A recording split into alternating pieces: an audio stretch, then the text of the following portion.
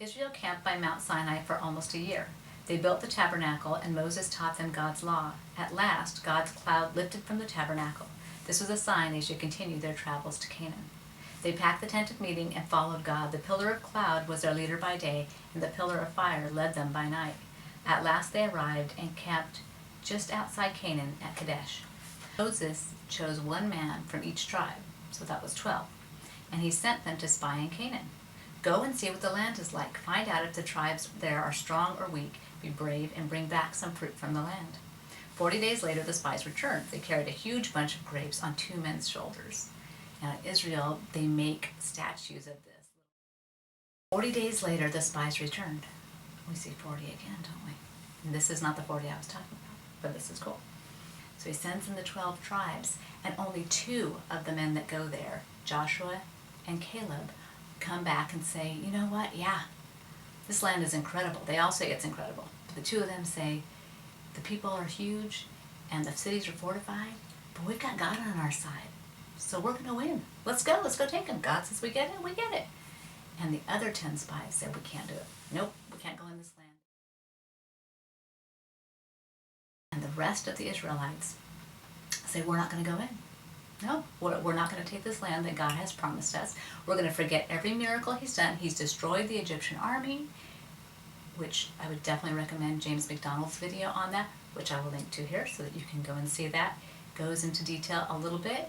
The full version is on his podcast. So they say they won't go in there. Well, God says, fine.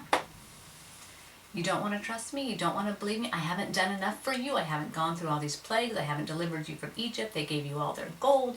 You went out there safely. I parted the Red Sea. I destroyed the Egyptian army. I brought you here. And now you don't want to trust me when I say going. Okay. Then you can just wander the desert until you die. And your children, the ones you're so afraid for right now because you don't trust me, they're going to get this promised land. So for 40 years, they wander in the desert. That's that number again. So we've got 40 days and 40 nights with Noah in the ark, 40 days when Moses is up on the mountain, 40 days that the spies are gone, and now 40 years that the people are going to wander in the wilderness, never going into that promised land because they would not obey God and they wouldn't trust him. How many more miracles did he need to do for them to trust them? Water from a rock, food every single day.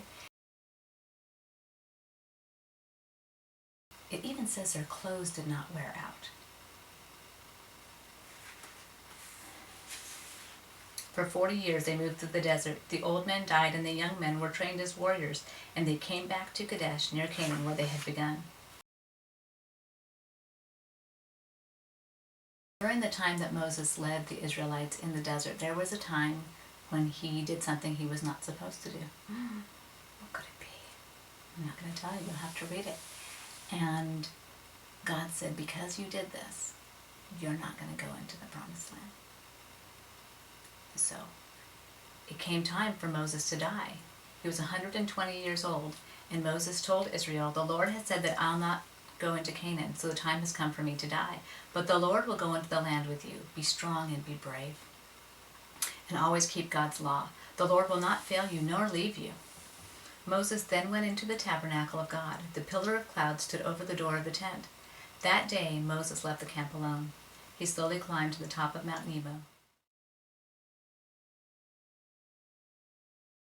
There he could see Canaan. So God let him see all the land, and God talked with him there on that mountain. And God spoke to Moses, this is the land that I promised to Abraham, Isaac, and Jacob.